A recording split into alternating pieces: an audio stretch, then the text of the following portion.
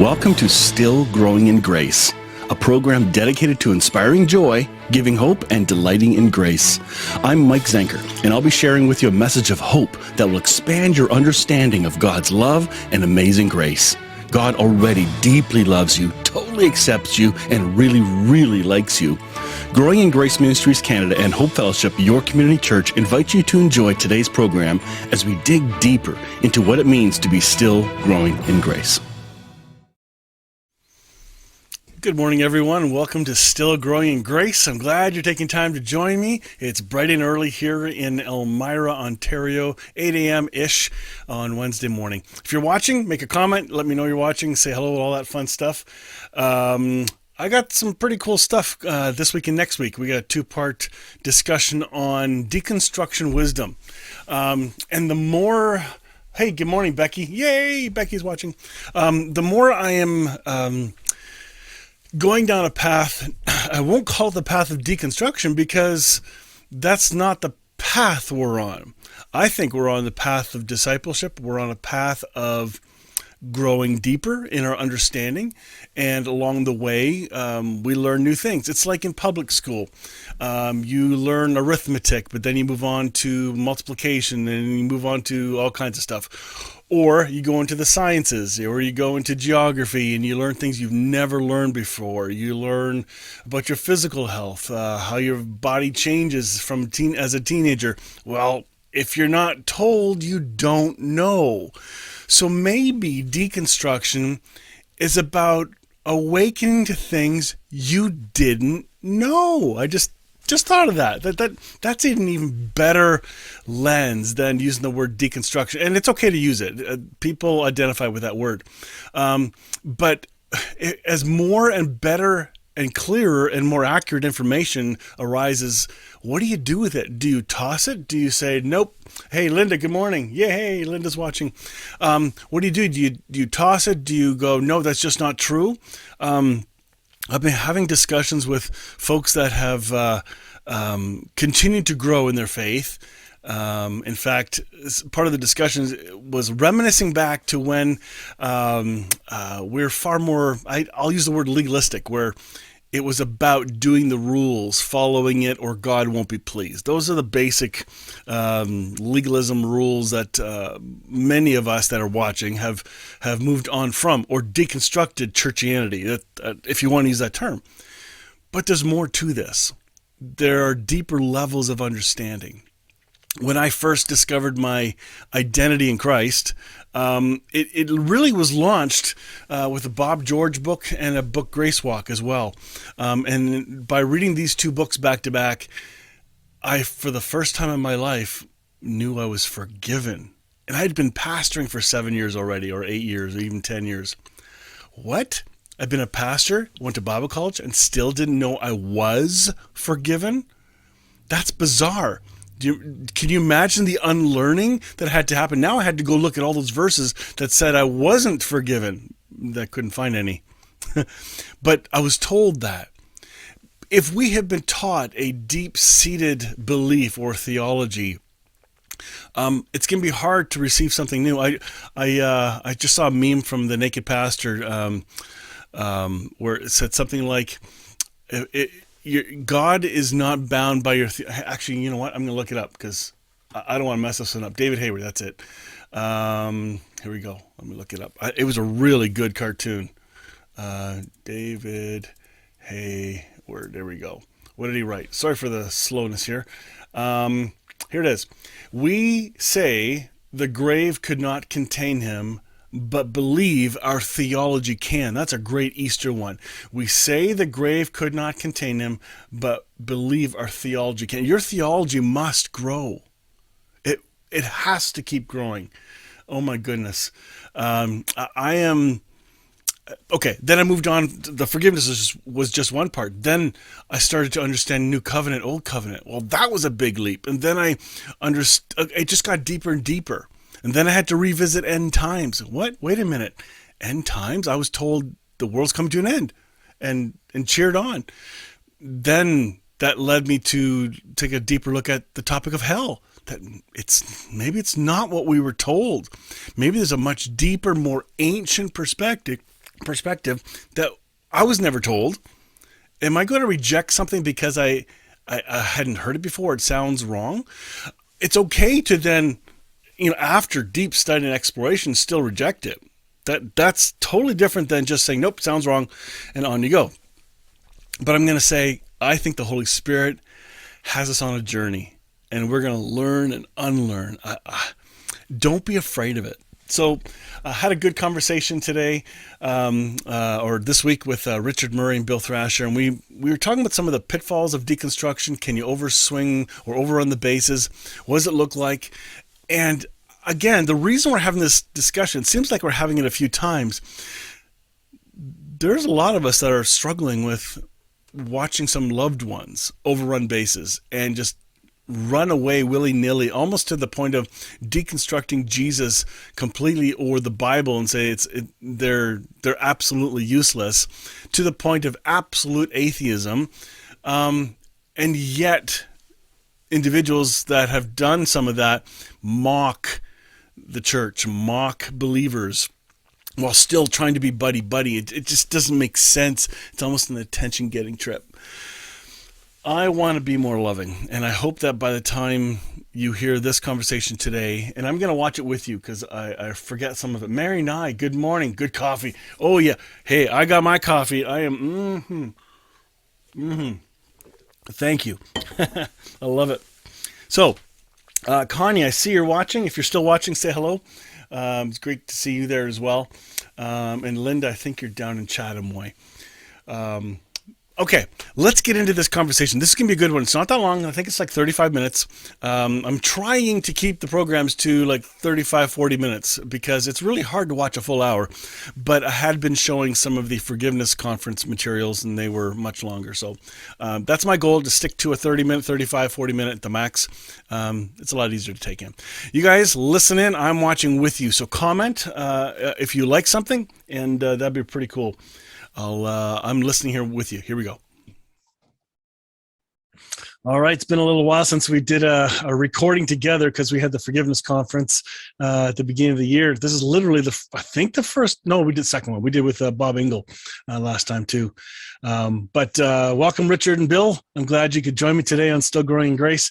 And we've had some discussions recently observing friends of ours online and how they process good news, how they process bad news, the ups and downs of it. And it's just been interesting to watch, and our personalities respond differently. And I thought it'd be important to talk about, again, the term deconstruction is still really important. Some people don't like it at all, and that's okay. I'm leaning towards the term discipleship. Oh my goodness, that's all this is. Yeah, like it's a deconstruction is a great term, but not everybody's going to like it, and it's been hijacked by evangelicals that misunderstand what it is and put their own definition on. So I don't want to be hijacked by somebody else's definition. So there is unlearning to do. I had I don't know. We'll say hello first, guys, and then we'll kind of banter back and forth. So. Well, hello. Brother, that was deep. Okay. Hello first, guys. You asked for the dad jokes. We're bringing them, right? It only gets better from here. We'll Oh, man. Well, so I had this experience in the last couple of years, not so much during COVID, obviously, but I've had people come to my church. I still pastor a church. I'm still in a Sunday morning church. Some people would call it traditional, and there's some tradition to it, but the content is not traditional. And so how do you merge that? And I've had people show up eager to hear a different perspective than what they grew up with or where they had been going to. They heard that Hope Fellowship's a bit different, or Mike Zenker's a bit different. That kind of I know it's true, but it's fun when they're there because it makes me remember and hear and think through the lens of the listener, not me trying to project an agenda. And I thought, hey, maybe that's part of the problem of the deconstruction community, that they're trying to push an agenda that was never there to push. Maybe they're trying to diss something and distance themselves from their leg. Like, you can't cut off your leg, and yet they're trying to point to their tongue. Well, that's not me. Well, yeah, it is. Paul Young did it brilliantly. He says, those are my people. Whoa, okay. There's a humility in calling them my people and not trying to rise above and superior, but rather blend with this. These are my people. Some are weird and some are great, and what do you think? Like, I think there's something to be had about that, and that we need to at least explore a little bit. What have you guys seen? Yeah, I fully do. I fully agree. And I'm sure we'll get into the nuances of this, but one of the things that I think humanity, and there's an individual aspect, there's almost a family aspect, and then there's almost like a corporate aspect, right? I see like three buckets. Like how you progress individually is one thing, how maybe a smaller community, a family progresses is a different thing altogether. And then there's the corporate identity of the bride of Christ that's progressing even a different way, right? And they're not always three in the same place. And sometimes I think deconstruction, discipleship, growth, whatever you want to call it, is muddled in one person's interpretation of one of those things, somebody else's interpretation of another one of those things, right?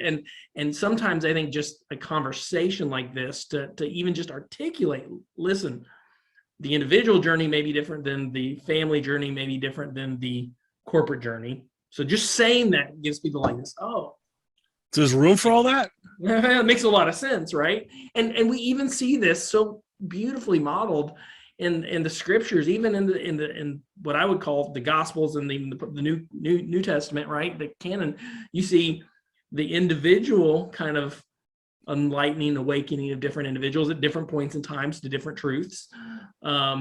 You see kind of a collective movement, and then you see this corporate movement begin to establish. And the word discipleship, I'll give you my definition of disciple, because I think discipleship for me is a single phase of that. It's not that I've heard it called the entire thing, and I think there's an element of the entire thing to it, but I have a very weird definition of disciple.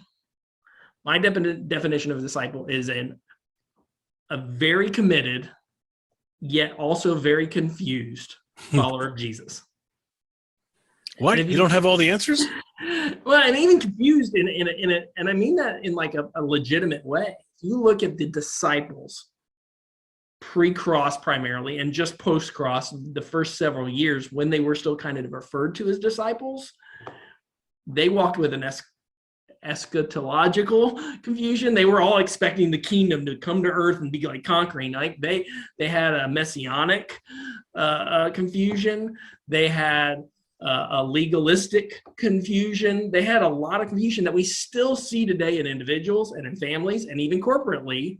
And so there's a lot of discipleship that still needs to happen. These people believe in the person of Jesus. They are my people, as Paul says, right? But there's confusion. And the cool thing is, I think even scripturally speaking, those disciples ultimately, the majority of them, graduated, for lack of a better word, in maturity into apostleship. They became apostles, right? They became more grounded in the beautiful truths of Jesus and what he was unveiling about God the Father, what he was unveiling about each one of us as sons of God. And so I say sons, not men, but heirs. Mm-hmm. So I think that just and they had to unlearn a bunch of crap that left them in confusion in the Jewish legalistic mind, and then grow into this new understanding of a better revelation of God, a better covenant that has been revealed. Well, I don't know. I kind of jump in the stream at this from a different angle, and I really agree with everything both of y'all just said, and I don't disagree with any of it. But when I look at this deconstruction thing, it's really stunning to me, because even though we might all be called deconstructionists, we couldn't be further apart. A lot of us couldn't be further apart in our theology. I mean, we're simply not, it's not the same thing. And even within, and I'm not one of those guys that thinks atheism is a good thing, that it's better than false religion. I think it's just as bad. I mean, my whole belief is centered on one concept, and that is that Christ may be made preeminent in all things. If that's the stream and the direction we're going, whether it's deconstruction or whether it's not, if it's holding on to the traditional thing that blessed us, but then deconstructing the falseness out of it, however you want to say it, but it crushes me to if I'm brutally honest, that so much of the problem with deconstructionists is that they are not preaching Christ at all, and that they are chilling towards Christ, that they are going away from Christ. And I know the common thing is, well, the Christ we were worshiping was the fundamentalist Christ. It wasn't the real Christ. Yeah, but you just said it. It wasn't the real Christ. So why are you abandoning Christ altogether? And I think there's so much danger here. And it's so that's not really deconstruction then. No, it's just yeah. And so I think, and they start joking about Jesus. I would call it destruction. Yeah, right. Yeah, agreed. It's destruction. They're just lobbing grenades, or they're taking a jackhammer to the foundations of their belief systems and pulverizing them to dust. There is a difference between what growth and dismantling or disassembling aspects of our faith and growing them and building them into a more Christ-like and more beautiful image. Do you remember going to school and there were some teachers that were mature, kind, and they saw through the pain of kids and had a deeper compassion, empathy? Then there were the other teachers, maybe younger, that were new and following the rules and the rule book, and no, you got to learn this way, and they were harsh. They didn't care about the kids. They cared about the lessons. And you can tell them apart in a heartbeat, right? Right. So in this lens, then in my mind, I'm hearing that those who are looking like Jesus, I would trust them to listen to a little bit more. If they don't look like Jesus, run. That's good. That's good. And I heard this term. I'm a fantasy football nut. I am a fantasy. My son and I, we are addicts. I'm almost ashamed to admit this. I listen to a fantasy football network probably 3 or 4 hours a day when I'm driving, when I'm doing this. It's all about fantasy football. And I listened to a guy named the Guru. He's a fantasy guru. His name's John Hansen. And he's just so funny. I mean, it's a great, but he used a term the other day that really got me thinking. And the term, he's talking about Carson Wentz, the quarterback. I think he used to be the Eagles quarterback, and then he was for Indianapolis last year. But he said, if Carson would just stop playing hero ball. All right. And I said, hero ball, huh? So I looked up in the Urban Dictionary what hero ball was. And it's really started off with basketball. But here's what the definition is. It's a style of basketball played by a person with average or mediocre talent who nonetheless believes he is the second coming of Michael Jordan.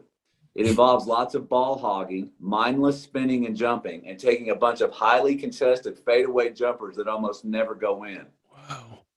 Well, I started thinking about some of this deconstruction.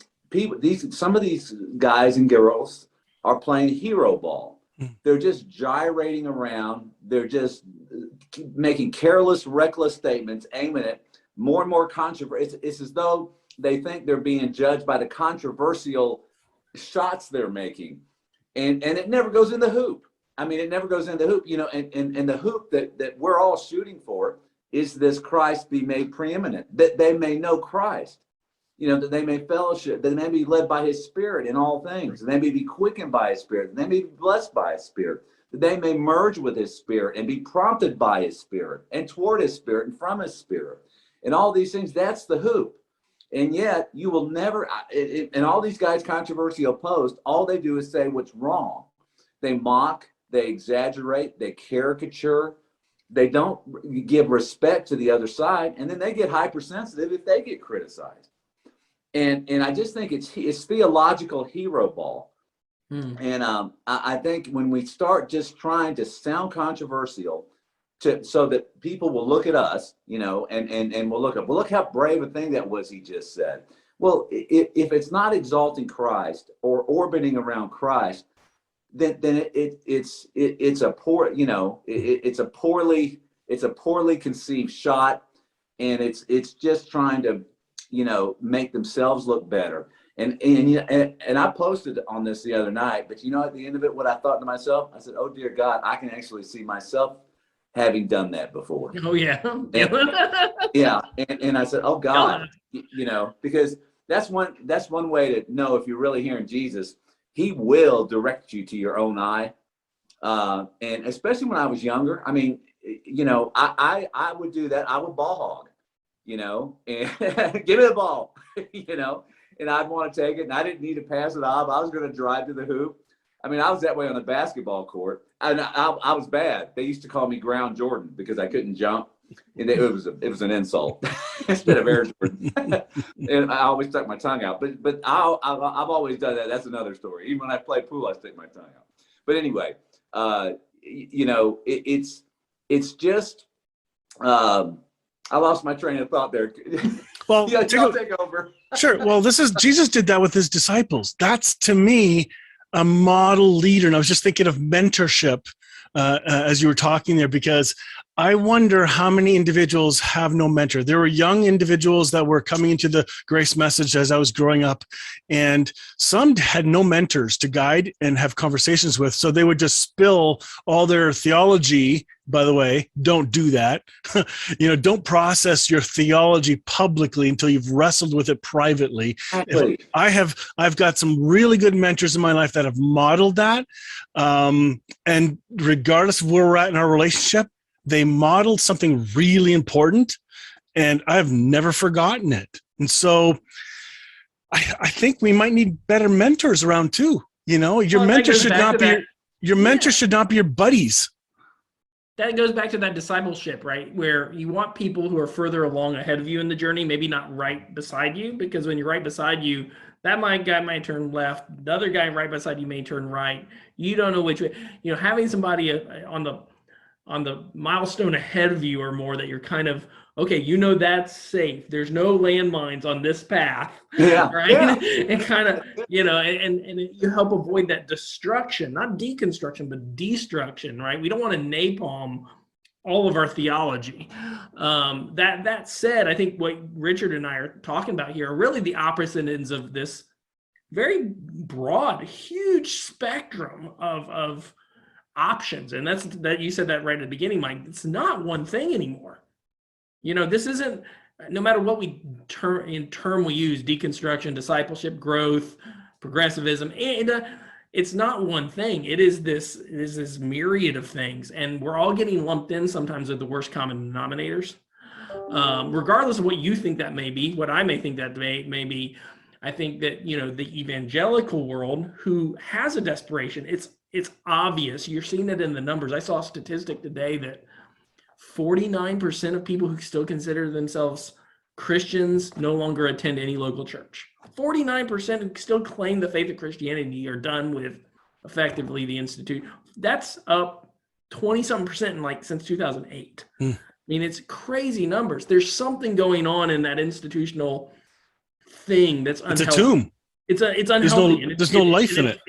And it's clear as day if you just look at what's happening, right? So that there's a need for that message of what, has been heavily influenced by Calvinism, neo-Calvinism, right? And Western theology, whatever you want to call it, Augustinianism, all that stuff it's got some toxicity in it. And it has to be discipled out of there, or it's got to be deconstructed and reconstructed. But nuking it is other extreme. And when you see people nuking it, these people that are beholden to that get hypersensitive, and they're going to build bigger walls. They're going to be stronger defenses to try and keep what power they believe they have and maintain it controlled as long as they can. And that's the dichotomy we're dealing with. You're dealing with people that are grounded on one side, and there's people who are just going wild on the other side and destroying everything. So the fortifications become stronger over here, the weapons become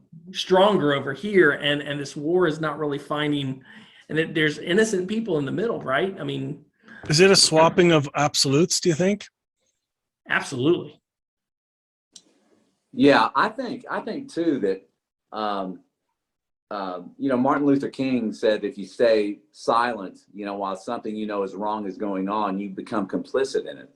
And that's not always the case, but I love the courage that he said when he said that. And see, I think what needs to happen, at least on one level, is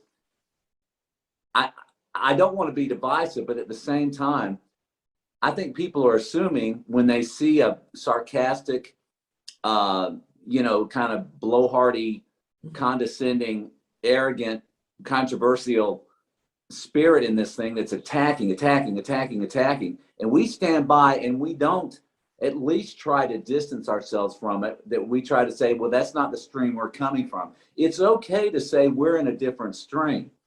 There's nothing wrong with that. And I think people are going to, I guess I'm just challenging myself, but challenging us, challenging whoever wants to hear it, that we need to say, well, wait a minute, I don't bear witness with that. I don't like the presentation of it. I don't bear spiritual witness with it.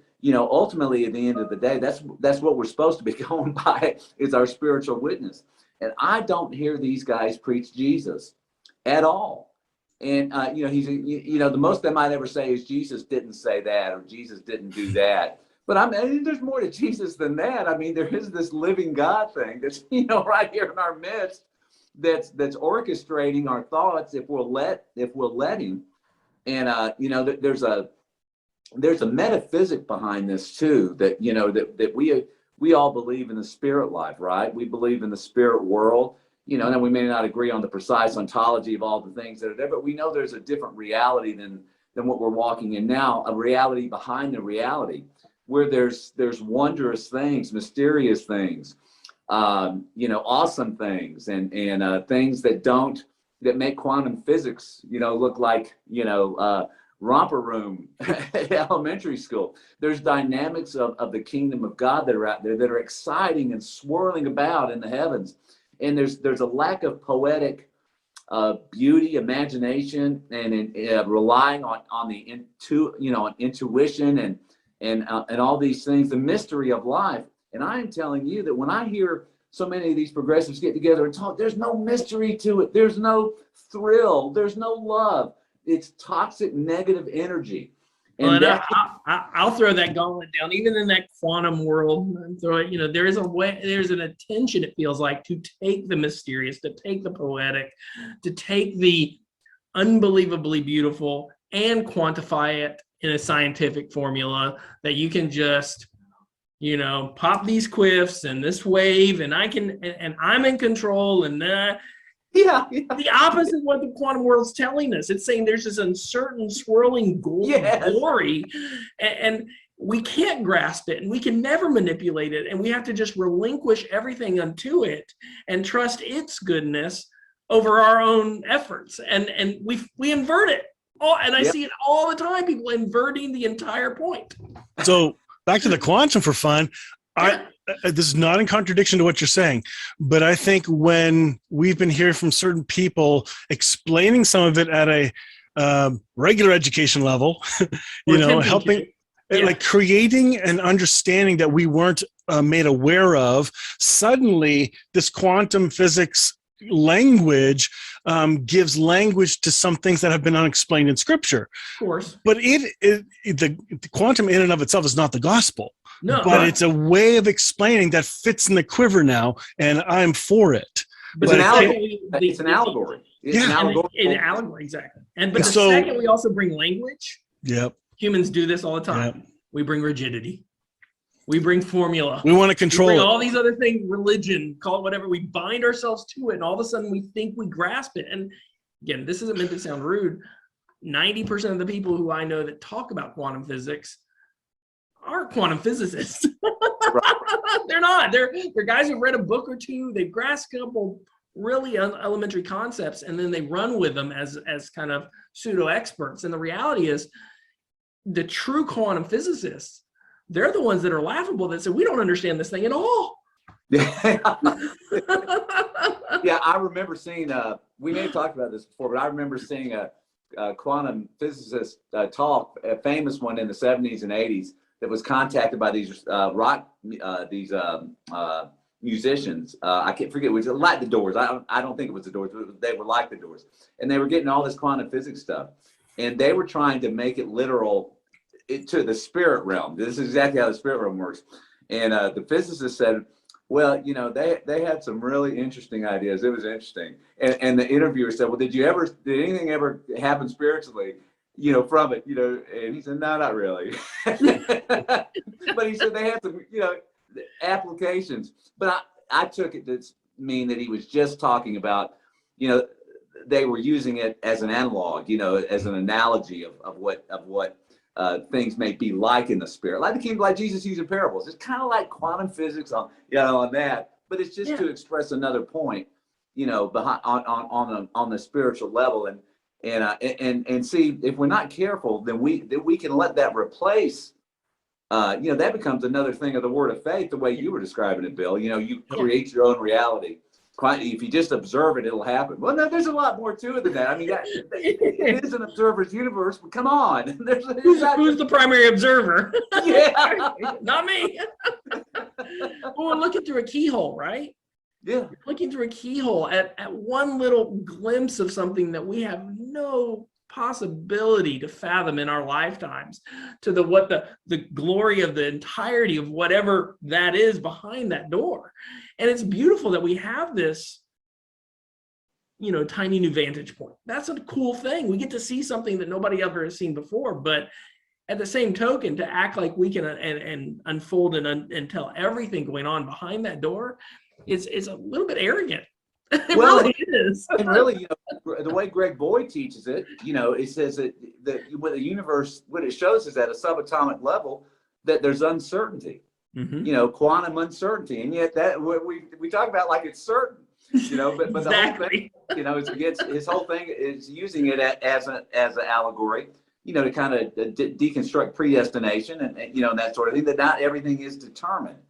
But I guess all that by way of saying that, you know, as we've talked about in some of these last sessions, one of the things as I've gotten older, and I know y'all too, I don't have to be as precise. I don't even want to be as precise.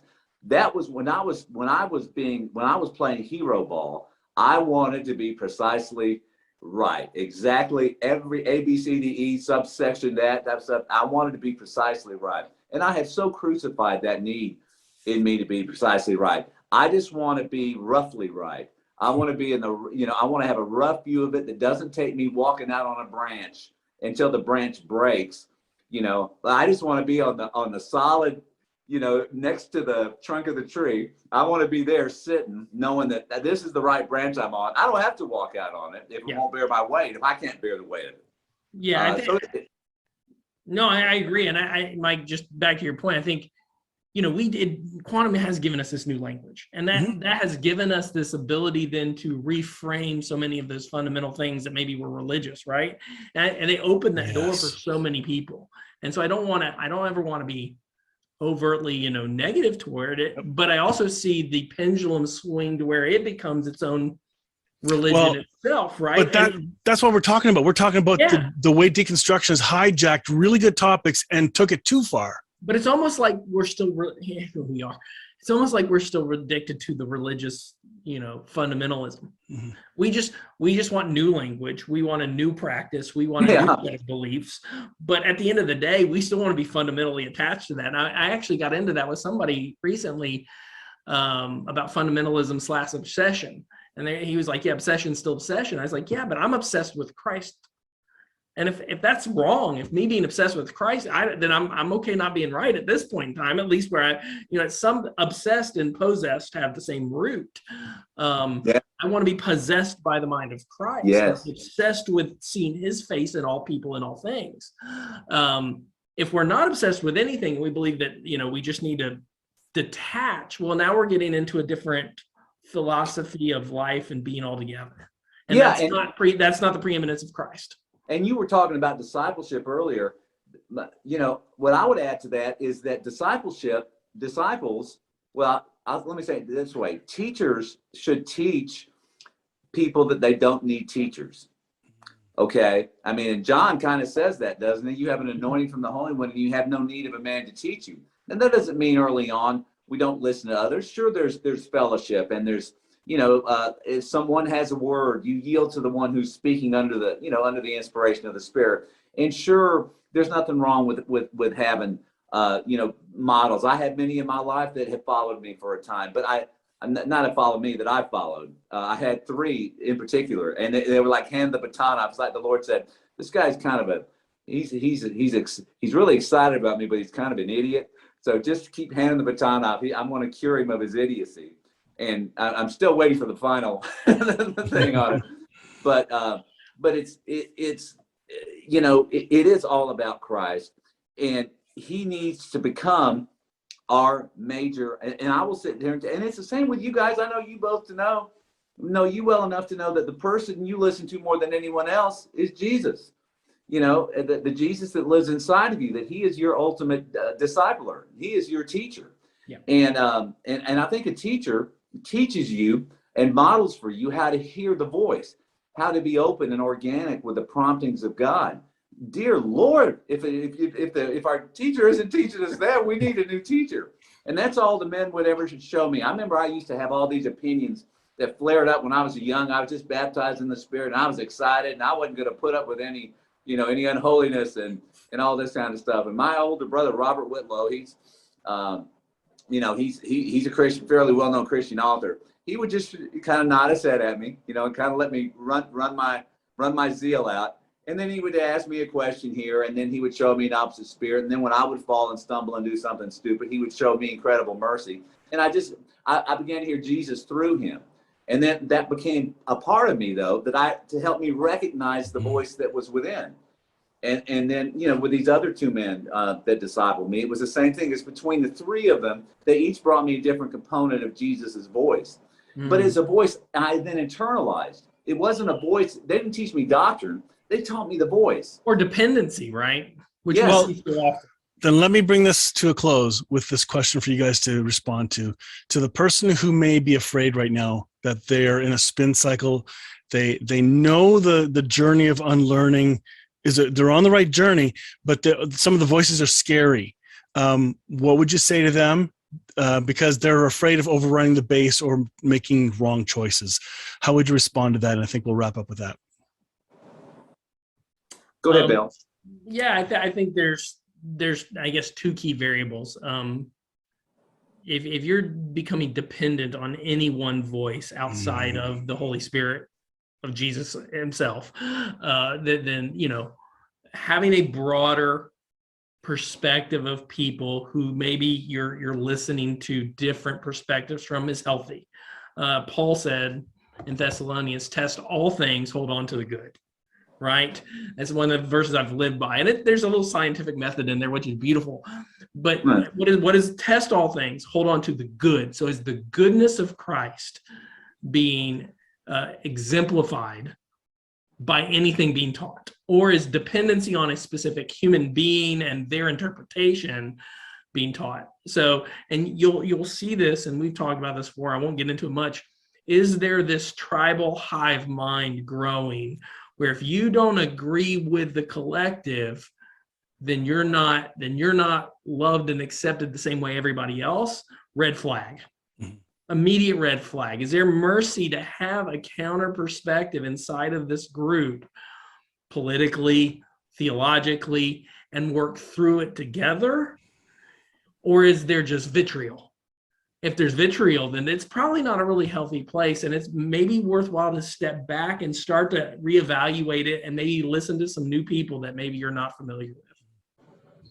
Yeah, I mean, this might be a time. I don't know that I've ever shared with the 2 of you, but I was actually in a cult for 2 years. You've told me. And it was a very legalistic cult, and that might be a conversation for another time. But I would say this, that anytime you encounter a group that basically says everything that's gone on before is wrong, this is the new truth of the day, you have to destroy the truth and tear down all the idols of what's gone before, and everyone's been wrong before, and this whole institutional thing is horrible, and it's got to come down, we have to attack it, everything is wrong. I'm telling you, that's a cultic view. There are good things that have happened. Jesus spoke to me when I was at my most religious institutional surrounding. He spoke to me in this cult. He walked me through it and past it. Praise God, I was there a short period of time. I often look at it like it was a boot camp for me to learn what legalism was, and because they stayed in the Old Testament, and what they did is they condemned every other form of Christianity, and basically drew it that if you leave them, you lose your salvation. If you leave this particular group. So what I would say to people is, there's a passage in Ecclesiastes where it says, with your left hand, hold on to what you've been given. With your right hand, reach for something new. Continue to reach, use both hands, but hold on to what you've been given. And, no matter how somebody may be embedded in some religious, what do we want to call it? An incubator, or maybe something where there's no real growth going on, or not much growth. There is some growth going on, and there is some life. And because that comes between people, believers. And is it hampered by the institution? Sure. Is it hampered by other things? Sure it is. But you can't throw the baby out with the bathwater. You can't throw the baby out with the bathwater, and just hold on to the good things that are there. And don't let any sarcasm, anyone scoff everything I believe. Well, we all three of us have seen commentators who literally one day are preaching Christ, and the next day they're saying, I've renounced my faith. And they talk just as much, like Bill said. They don't pull off the side of the road and, catch their breath and reevaluate and test what this new thing they've suddenly renounced. They just get louder and they get more abrasive.